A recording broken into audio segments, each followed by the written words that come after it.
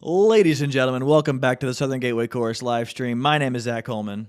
And I'm Joe Hunter. And we've got a fun little game plan for you today. I think everybody has heard of this game and probably has played it before. But we have a little game of two truths and a lie set up, barbershop and or gateway style. To be honest with you, Joe and I don't know what is about to be asked at all. Right, Joe? I would, yeah. As is usual, I'm clueless. But we have a historian of barbershop and gateway things at our quick disposal. That is correct. Cool. Ladies and gentlemen, please welcome your current Southern Gateway Chorus Music and Performance Vice President and my dad, Paul Coleman.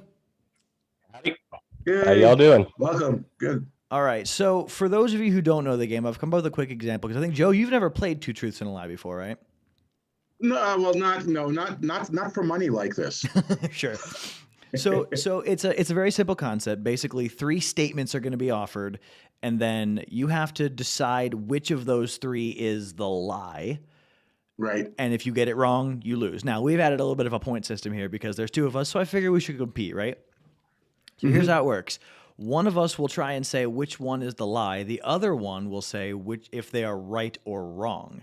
This person has to get the answer right. This person has to figure out if it's right or wrong. So it's a little bit of a tricky situation, but I came up with a little dummy question to get us started.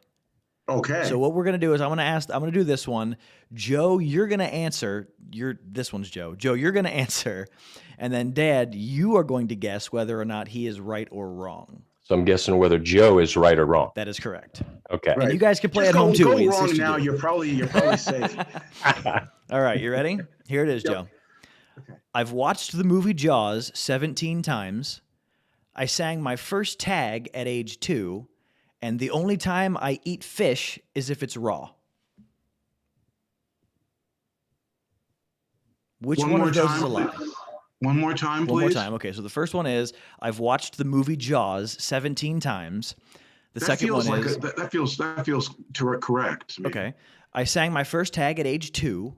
That also sounds plausible to me. And the third one is the only time I eat fish is if it's raw. Okay, so it's either one or three. Okay. But then again, what if you watched it 21 times rather than 18? Is 18 the upper limit? No, I said 17. 17 rather. Okay. What if you watched it more than that? Does that count too? Well, the point of it is it's not about inaccuracies, it's about the statement. Is it the truth or is it a lie? Okay. I'm just, doing my lawyerly thing. I will say I'll go with the Jaws thing. You are correct. You are correct. You think he's right? Well, I know he's right. Your first tag was at about 2 with Holly Harrington and I think your mom, right, and Holly's sister. Okay. Whose name I can't think of. I'm so embarrassed by that because she's Tawny. Yeah. Tawny Miller. Yeah. So I know that was your first tag, and I know that you like sushi, although it's not really raw fish. It's just not cooked the way you think that it would be cooked. But right. So I know that number one, I don't think you've ever seen Jaws all the way through. I have never seen Jaws one single time. I knew there was something fishy about that. I like what you did there. I see what you did there. You could say 2/3 of that question was pretty fishy. Can I leave now? Can I leave now? Yes. So that's the game. That's where we're going today. And I will keep score over here, and no one will see it, but I will keep track, and you can definitely trust that it's right.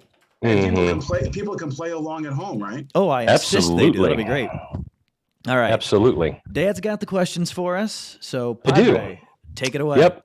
So the Southern Gateway Chorus has performed our take of the Robin Hood show 4 different times. Gary Ellerhorst has played Maid Marian all 4 times. And each time that we did the show was a different chorus director, musical director. Okay, so this is my question. So Joe's going to have to say whether I'm right or wrong. And I'm trying to think back. I'm trying to strategize about this, right? Do I like go through all my logic right away so that Joe knows if I'm right or wrong, or do I say nothing and just throw out a guess?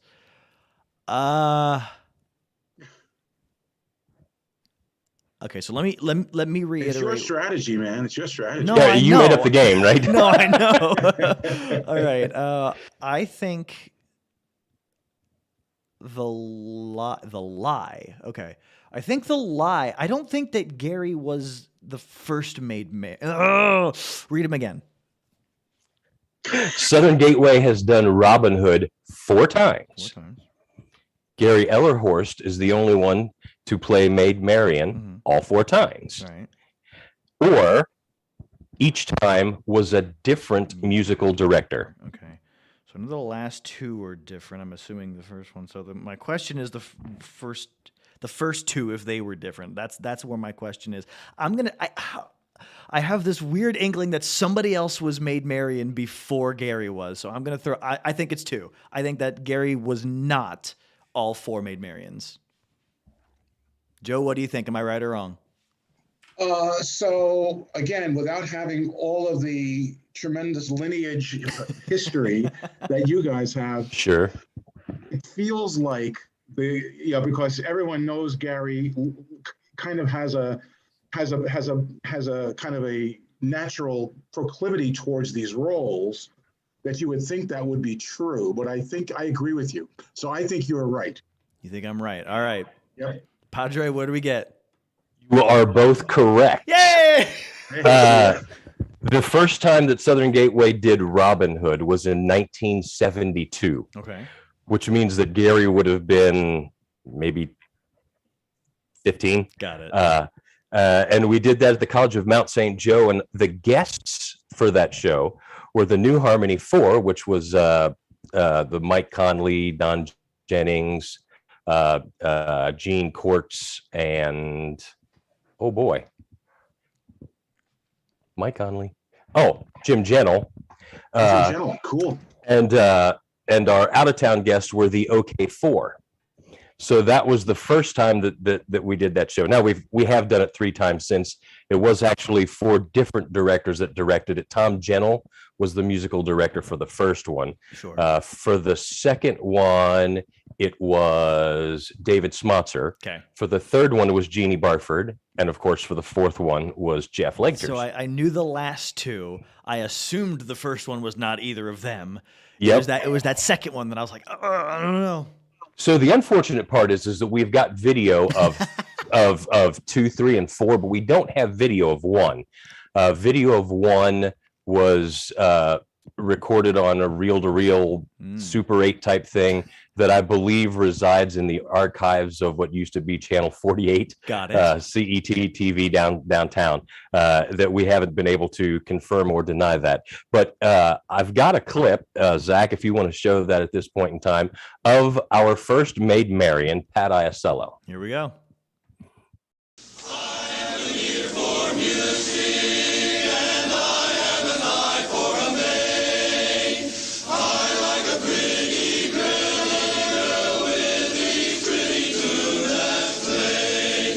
Pretty girl is like a melody that haunts you night and day.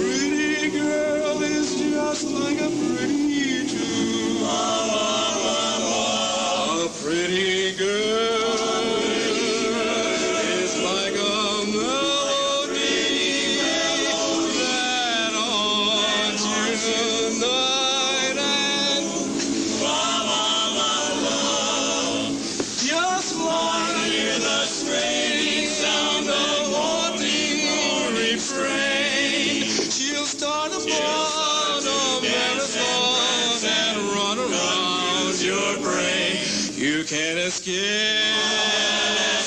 She's in your memory. My morning, night, and noon. She will leave you in my soul. She'll come back again. A pretty girl is just like a pretty tune. She will leave you come back again. A pretty girl is just like a pretty tune.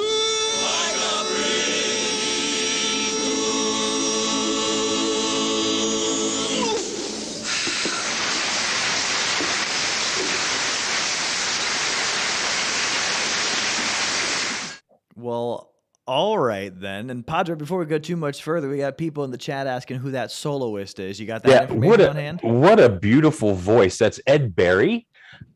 He was a longtime Gateway guy, sang with a quartet called The Bandwagon with Larry Finley. And well, there you go. That's how that climbs in. He sang in a quartet with Larry Finley and with Brian Barford, him, and I'm pretty sure Bob Moorhead was the tenor of that group. Gotcha. And of course, we'd be remorse if we didn't send our heart and love out to Bob right now, who just lost his wife Sunday, Edie Moorhead. We just lost her. Both of them just huge pillars in both barbershop and Sweet Adeline Society. So she will definitely be missed, and our hearts go out to Bob. Absolutely. And the families. Yes. All right. Well, transitioning back, let's get to our game. It is 1-1. And now it's time for Joe's question. Padre, lay it on him. Yes. This Joe. Is where it all goes south. Okay. Well, I don't know. You're a judge, so this may play into some of your past knowledge. Okay. The Southern Gateway Chorus has 22 top 5 medals. I have personally 12 of those medals, 2 gold medals. I should have said that from the start. Southern Gateway has 22 top 5 medals, including 2 gold medals. I have 12 of the medals, both gold medals. And all 22 of those gold medals span over 5 different directors.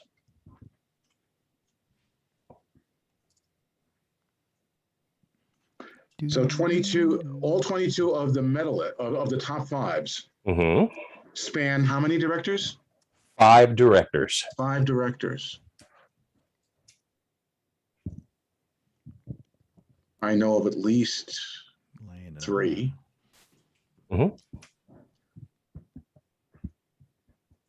fact that 22 came up twice tells me that 22 is correct, and that the gold medals are probably correct.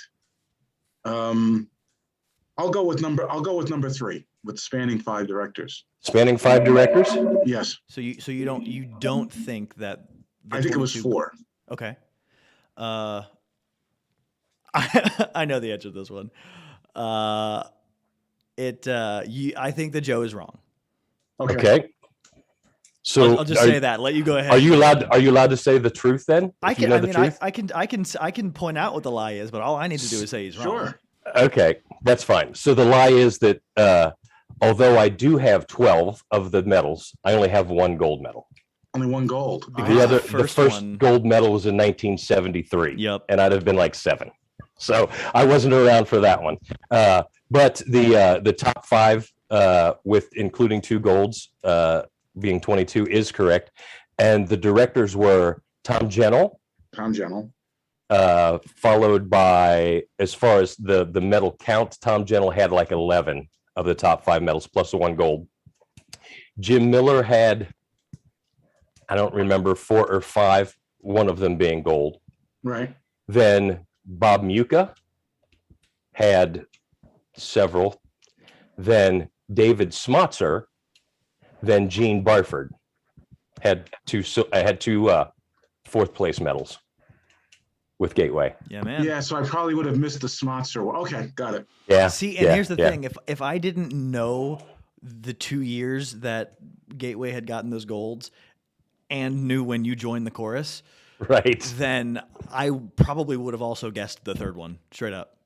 Ah, interesting. Okay, I didn't know that. My history is very bad. Well, you're winning. I am. It is 2-1. It's currently 2-1. Hey, Zach, while we're at it, why don't you go ahead and play that last international set from Southern Gateway that was a gold medal? Here we go. Representing the Johnny Appleton District and the Western Hills, Cincinnati, Ohio chapter, under the direction of Jim Miller, Southern Gateway Chorus.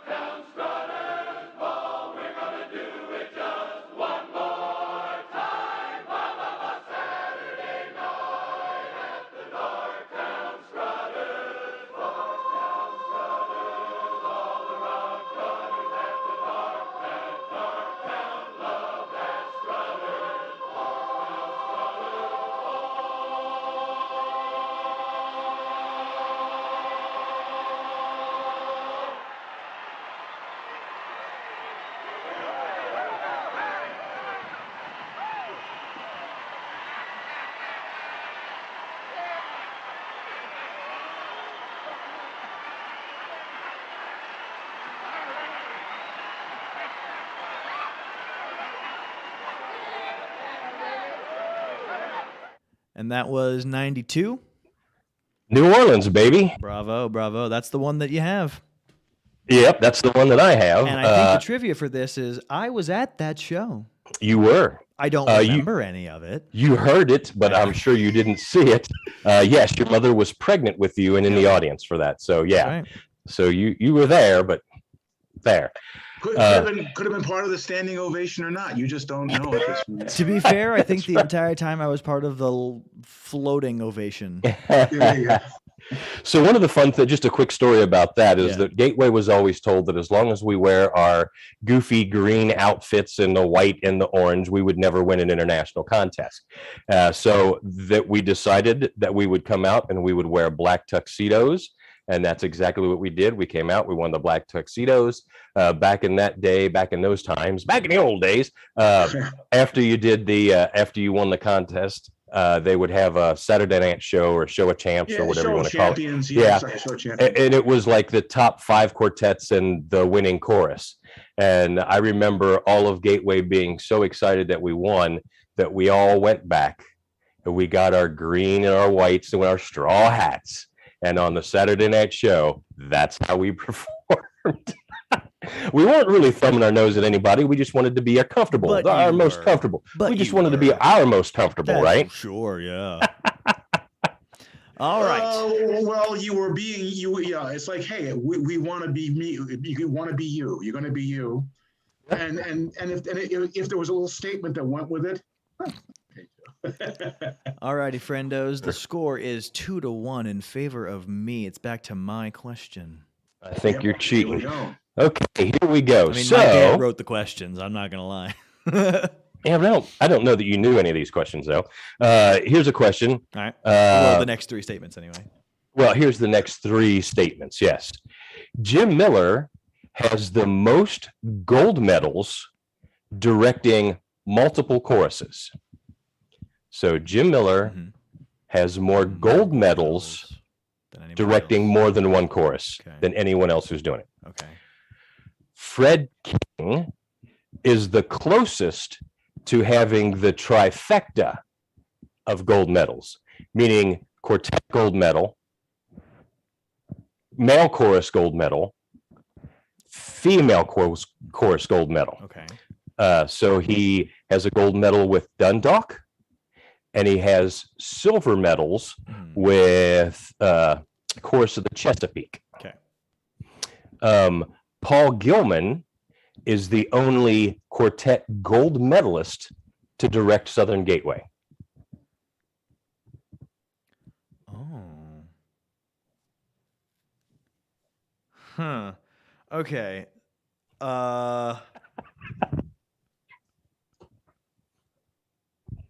Wow.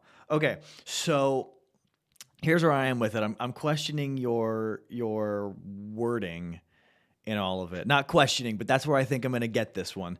That's what I said before. Now, some of these with just No, I get that's you. why I'm being very careful the way I that's say what I'm it. saying. Based on that alone, I think I know what Okay. this is. So so looking back on it, I do think PK might be. Say the third one again. The third one Yes. that PK Paul Gilman Yeah. is the only quartet gold medalist to direct Southern Gateway. I can't tell if you're being a jerk or not. It's my job to be a jerk. BHS International Quartet Gold Medalist? Gold medalist. Ah, okay. I think that's the lie. I'm gonna go on your wording. I'm gonna say that's the lie. Joe, what do you? Am I right or am I wrong? Well, I would have gone with the third one anyway. But I mean,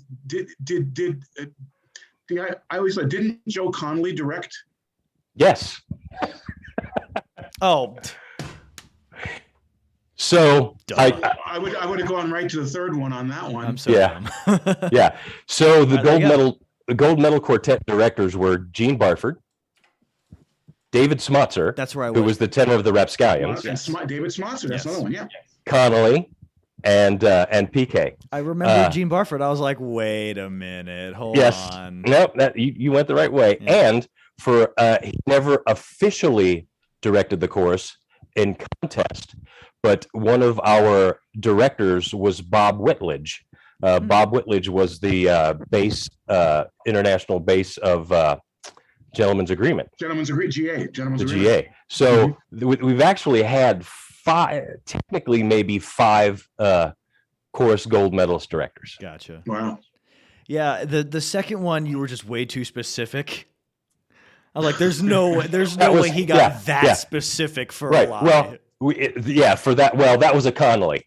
That was a, hey Joe, I need a trivia question. He's like, he gave well, you did you know all that of Freddie it. King? Oh yeah. Well, you know Freddie King now. I mean, he's the closest to the barbershop trifecta because he's gold medal quartet guy, and he directed Dundalk to a gold medal, and then he directed the Sound of the Chesapeake, the women's chorus, to two silver medals. Yeah, you got it. And I was like, once you chipped away all the embellishment, you ended up still with that really specific statement. yep. And I, for a second, I thought it was the first one. I was like, I feel like that's too obvious. Like I honestly felt like you were trying to throw me for a loop on that one, but no, I there you go. I was really hoping you'd go with something other than 3 because I just I thought 3 was pretty obvious. Okay.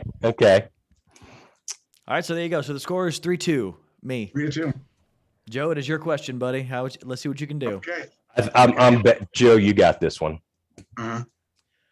Bob Muka, out of the 22 medals that Southern Gateway has, Bob Muka has directed more than anyone else of those top 5 medals. Jean Barford is the only female to direct a men's chorus to a top 5 medal. And Tom Jennell is the only person to direct a women's gold medal chorus and a man's gold medal chorus. Wow. Okay. So I thought there was a director who directed Houston, a female director who directed Houston to a top 5. Maybe it was 6th. I'm trying to remember now. If she missed the medals. Joe, I'm counting on you, bud, because I'm pretty lost. Betty.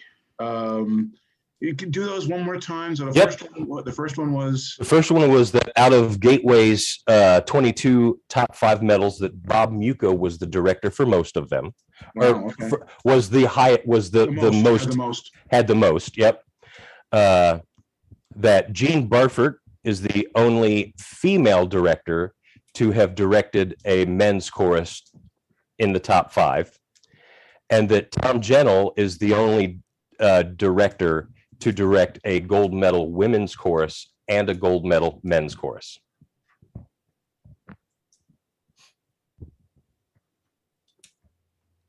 Ooh, we stumped him. I mean, well, you did. Gold medal. I mean, the gold medal. I'm going parsing these statements, right? So that's why I said I have to be very. Anybody else? I'm thinking of any other directors. Yep. Trying to be very specific on how I say these.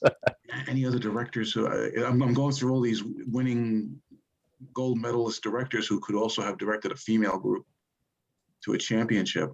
He's got to go through the entire history of barbershop now. HS and SAI, right? That's right. You got to go through all of them. Yeah, in the last 25 years, there's only been like 4 directors that have done that. You just keep doing it over and over. Sure.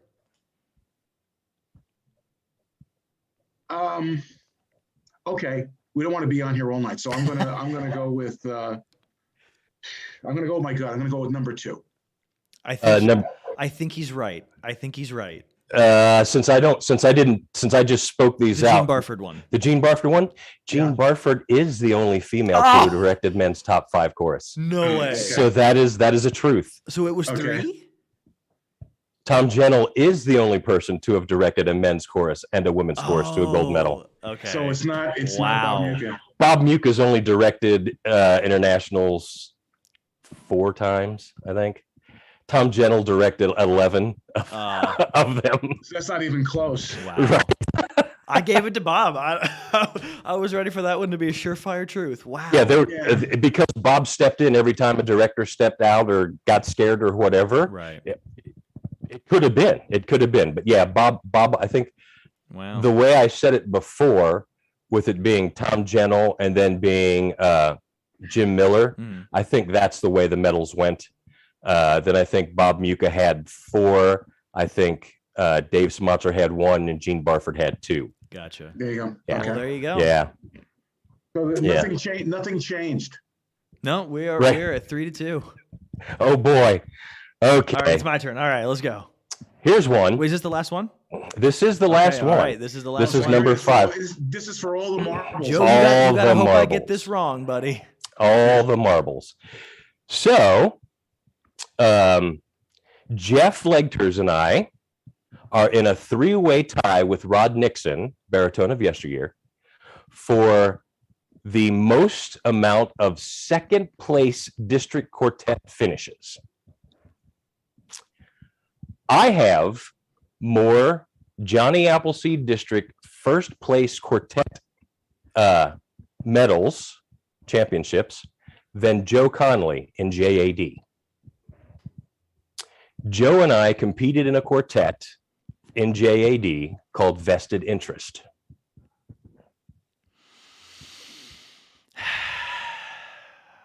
Oh, you're a jerk. This is one of those ones where Again, my job. Here's the thing. I'm pretty sure that all 3 of these, if any of them is a lie, it's because something is a little bit wrong. Like it's like none of them are full lies. So apparently you're a pro at this game. But that's how these things work. Yeah, dude, last night you asked me how many questions I had. I had 2. And then I talked to Joe and to our buddy Bull today, and everything else just fell into place. And I'm like, all right, I got enough. I Right. gotta lower this. I got enough. Okay, so the first one is you and Jeff and Rod Nixon Rod Nixon are tied for silvers in JAD. in JAD. You didn't have say more- JAD before, but okay. JAD. Sorry, no, it is. If I've got written down JAD, so if I didn't say JAD, You that probably said the district. I might have said the district. The second one is you have more district golds than Conley. in JAD district. JAD Yep. district golds. Mm. And the third one is I forgot. Joe and I competed in a quartet in JAD called Vested Interest. Okay, so here's the thing. I'm throwing my strategy out the window because I'm winning. The second one is definitely true. I know that one because I don't believe that Joe Conley has ever competed in a quartet in JAD. He competed with the tag team. He competed with the Viscounts. Okay. I don't think they ever won, though. I'm pretty sure he has 0. And I Okay. know that you have 1, so that I know. I know that you are in a tie with somebody. I think there is a 3-way tie, and I think it's you and Jeff for the most second place medals. But I don't know if it's Rod Nixon or if it's somebody else. And I forgot the third one again. Joe and I sang in a competitive Vested quartet in JAD Yeah. called Vested Interest. So I'm pretty sure that quartet existed.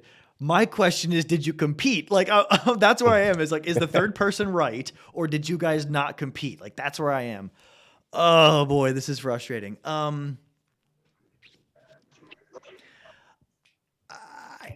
I don't think Vested Interest competed. I'm gonna say 3.